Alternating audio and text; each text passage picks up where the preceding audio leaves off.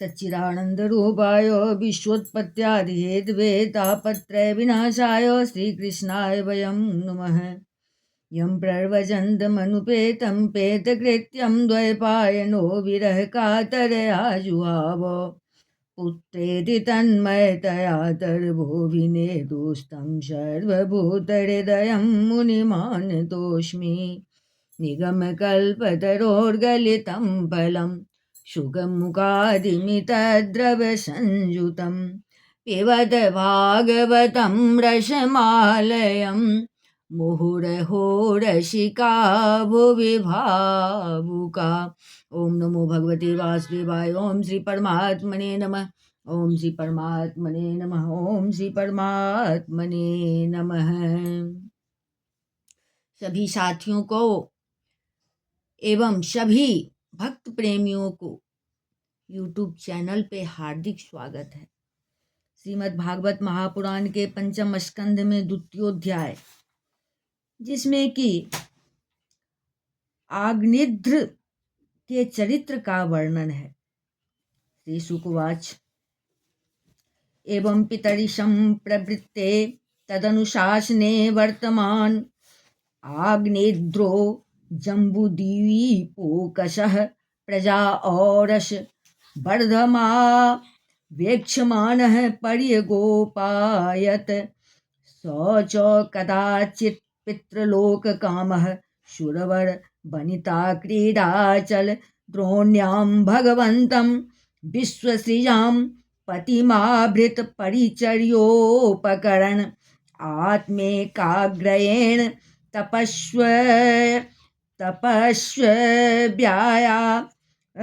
व्याराधयां बभूव। श्री सुखदेव जी कहते हैं, पिता प्रियव्रत के इस प्रकार तपस्या में संलग्न हो जाने पर राजा आग्निध्र उनकी आज्ञा का अनुसरण करते हुए जम्बूद्वीप प्रजा का धर्मानुसार पुत्रवत पालन करने लगे।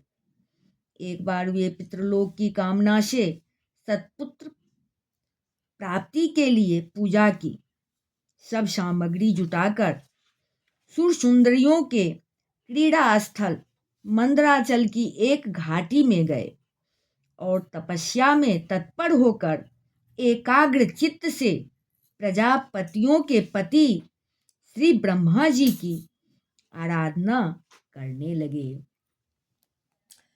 तदुपलभ्य भगवानादिपुरुषः सदसि गायन्तीं पूर्व चित्तिं नामाप्सर समवेयापयामास। सा च तदाश्रमोपवन मतिरमणीयं विविध निविड पिट पिबीटप निकर संश्लिष्ट पुर तलतारूढ़स्थल विहंगम मिथुनः प्रोच्यमान श्रुतिभिः प्रतिबोध्यमान सलिल कुक्कुट कारंडव कलहंसादि भिरविचित्रमुपकूजितामल जलाशय कमला करमूपवभ्राम। आदिदेव भगवान ब्रह्मा जी ने उनकी अभिलाषा जान ली, अतः अपनी सभा की गायिका पूर्वचित्ती नाम की अप्सरा को उनके पास भेज दिया। आग्निध्र जी के आश्रम के पास एक अति रमणीय उपवन था। वह अप्सरा उसी में विचरने लगी। उस उपवन में तरह तरह के सघन तरुवरों की शाखाओं पर स्वर्ण लताएं फैली हुई थी। उन पर बैठे हुए मयूर आदि कई प्रकार के स्थलचारी पक्षियों के जोड़े सुमधुर बोली बोल रहे थे। उनकी षड्जादि स्वरयुक्त ध्वनि सुनकर सचेत हुए जल कुक्कुट कारंडव एवं कलहंस आदि जल पक्षी भांति भांति से कूजने लगते थे। इससे वहां के कमल वन से सुशोभित निर्मल सरोवर गूंजने लगते थे। पूर्वचित्ती की विलासपूर्ण सुललित गतिविधि और पाद विन्यास की शैली से पद पद पर उसके चरण नूपुरों की झनकार हो उठती थी। उसकी मनोहर ध्वनि सुनकर राजकुमार आग्निध्र ने समाधि योग द्वारा मूंदे हुए अपने कमल कली के समान सुंदर नेत्रों को कुछ कुछ खोल कर देखा तो पास ही उन्हें वह अप्सरा दिखाई दी। वह भ्रमरी के समान एक एक फूल के पास जाकर उसे सूंघती थी तथा देवता और मनुष्यों के मन और नयनों को आह्लादित करने वाली अपनी विलासपूर्ण गति, क्रीड़ा, चापल्य, लज्जा एवं विनययुक्त चितवन, सुमधुर वाणी तथा मनोहर वयवों से पुरुषों के हृदय में कामदेव के प्रवेश के लिए द्वार सा बना देती थी।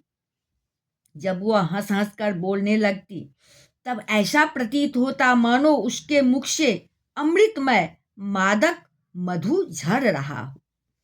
उसके निश्वास के गंध से मदांध होकर भौरे उसके मुख कमल को घेर लेते। तब वह उनसे बचने के लिए जल्दी जल्दी पैर उठाकर चलती तो उसके कुछ कलश, बेनी और करधनी हिलने से बड़े ही सुहावने लगते।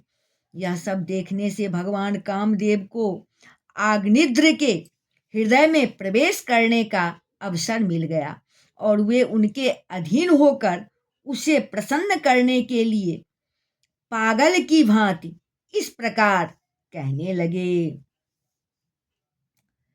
का त्वं चिकीर्षसि चौकिं मुनिवर्य शैले मायाशिकापि भगवत् परदेवताया बीज्ये विभर्षि धनुषि सुहृदात्मनोर्थे किं वा मृगान्मेर्ग यसे विपिने प्रमत्तान्। मुनिवर्य, तुम कौन हो? इस पर्वत पर तुम क्या करना चाहते हो? तुम परम पुरुष श्री नारायण की कोई माया तो नहीं हो? भौहों की ओर संकेत करके, सखे, तुमने ये बिना डोरी के 2 धनुष क्यों धारण कर रखे हैं? क्या इनसे तुम्हारा कोई अपना प्रयोजन है अथवा इस संसार रूपी वन में मुझ जैसे मत वाले मृगों का शिकार करना चाहते हो? वानाविमो भगवतः सतपत्र पत्रो शान्तावपुंख रुचिरावति मदन्तो कस्मै युयुक्षसि बने विचरन् विद्मः क्षेमाय नो जडधियां तब विक्रमोस्तु। कटाक्षों को लक्ष्य करके कहते हैं कि तुम्हारे ये 2 बाण तो बड़े सुंदर और पैने हैं। अहो, इनके कमल दल के पंख हैं, देखने में बड़े शांत हैं और भी पंखहीन, और है भी तो पंखहीन। यहाँ वन में विचरते हुए तुम इन्हें किस पर छोड़ना चाहते हो?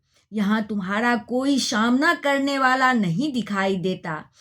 तुम्हारा यह पराक्रम हम जैसे जड़ बुद्धियों के लिए कल्याणकारी हो। भौरों की ओर देखकर, भगवान, तुम्हारे चारों ओर जो ये शिष्यगण अध्ययन कर रहे हैं, वे तो निरंतर रहस्य युक्त शामगान करते हुए मानो भगवान की स्तुति कर रहे हैं, और ऋषिगण जैसे वेद की शाखाओं का अनुसरण करते हैं, उसी प्रकार ये सब तुम्हारी चोटी से झरे हुए पुष्पों का सेवन कर रहे हैं। वाचम परम चरण पंजरे तीतीरीणाम ब्रह्मण रूपम मुखराम सुणवाम तोभ्यम लब्धा कदम्ब रुचिरंक बिटंक बिंबे यश्यामलात परिधे क्व चवल कलम ते। ब्रह्मन, तुम्हारे चरण रूप पिंजरों में जो तीतर बंद है, उनका शब्द तो सुनाई देता है, परंतु रूप देखने में नहीं आता। पीली साड़ी में अंग की कांति की उत्प्रेक्षा कर तुम्हारे नितंबों पर यह कदम्ब कुसुमों की सी आभा कहाँ से आ गई? इनके ऊपर तो अंगारों का मंडल सा भी दिखाई देता है, किंतु तुम्हारा बलकल वस्त्र कहाँ है? अब द्विजवर, तुम्हारे इन दोनों सुंदर सींगों में क्या भरा हुआ है? अवश्य ही इनमें बड़े अमूल्य रत्न भरे हैं। इसी से तो तुम्हारा मध्य भाग इतना कृश होने पर भी तुम इनका बोझ ढो रहे हो। यहाँ जाकर तो मेरी दृष्टि भी मानो अटक गई है। और सुभग, इन सींगों पर तुमने यह लाल लाल लेप सा क्या लगा रखा है? इसकी गंध से तो मेरा सारा आश्रम महक उठा है। मित्रवर, मुझे तो तुम अपना देश दिखा दो, जहाँ के निवासी अपने वक्ष स्थल पर ऐसे अद्भुत अवयव धारण करते हैं, जिन्होंने हमारे जैसे प्राणियों के चित्तों को क्षुब्ध कर दिया है, तथा मुख में विचित्र हाव भाव, सरस भाषण और अधरामृत जैसी अनूठी वस्तुएं रखते हैं। प्रियवर, तुम्हारा भोजन क्या है, जिसके खाने से तुम्हारे मुख से हवन सामग्री की सी सुगंध फैल रही है? मालूम होता है तुम कोई विष्णु भगवान की कला ही हो, इसलिए तुम्हारे कानों में कभी पलक न मारने वाले मकर के आकार के 2 कुंडल हैं। तुम्हारा मुख एक सुंदर सरोवर के समान है, उसमें तुम्हारे चंचल नेत्र भय से कांपती हुई 2 मछलियों के समान, दंत पंक्ति हंसों के समान और घुंघराली अलकावली भौरों के समान शोभायमान है। तुम जब अपने कर कमलों से थपकी मारकर इस गेंद को उछालते हो, तब यह दिशा विदिशाओं में जाती हुई मेरे नेत्रों को तो चंचल कर देती है, साथ साथ मेरे मन में भी खलबली पैदा कर देती है।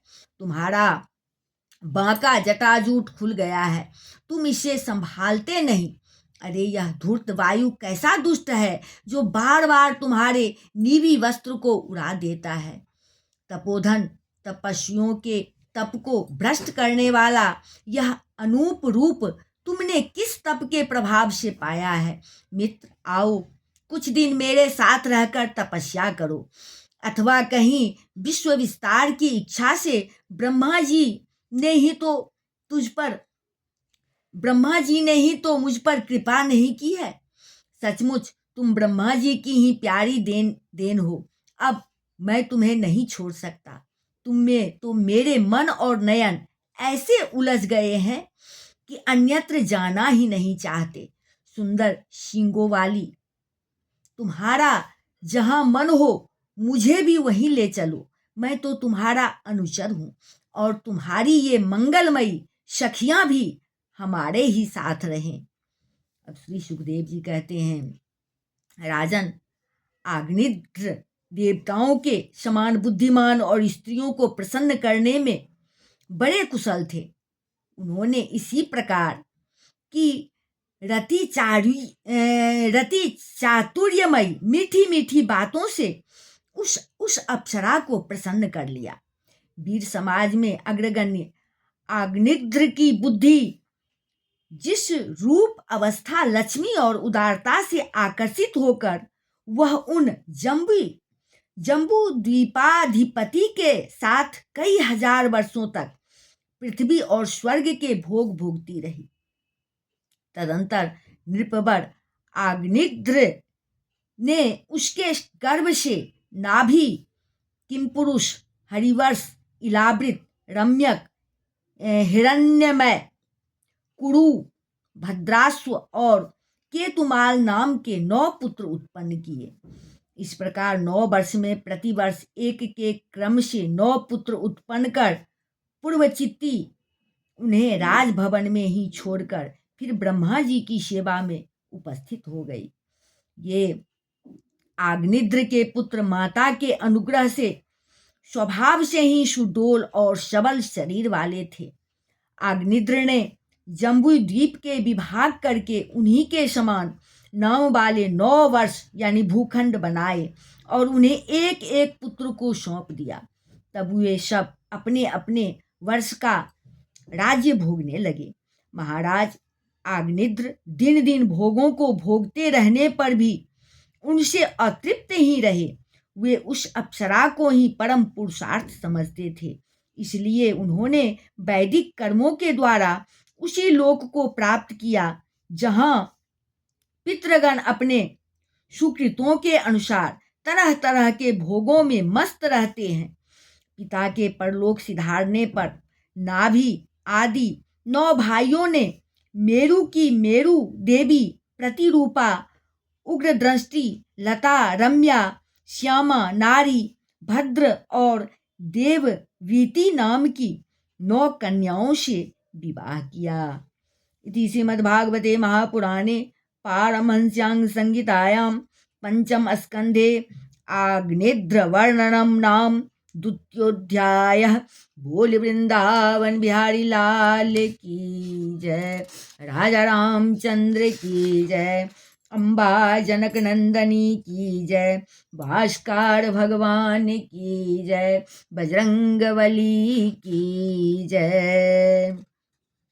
श्री कृष्ण गोविंद हरे मुरारे, हे नाथ नारायण वासुदेव, हरे मुरारे मधुकैटभारे, गोविंद गोपाल मुकुंद कृष्ण। श्री कृष्ण गोविंद हरे मुरारे, हे नाथ नारायण वासुदेव, हरे मुरारे मधुकैटभारे, गोविंद गोपाल मुकुंद कृष्ण। कथा विसर्जन होतु हैं, सुनहु वीर हनुमान, जो नर जहाँ से आए तहाँ करे विश्राम। सियापति राम जय जय राम। जय श्री राधे कृष्ण।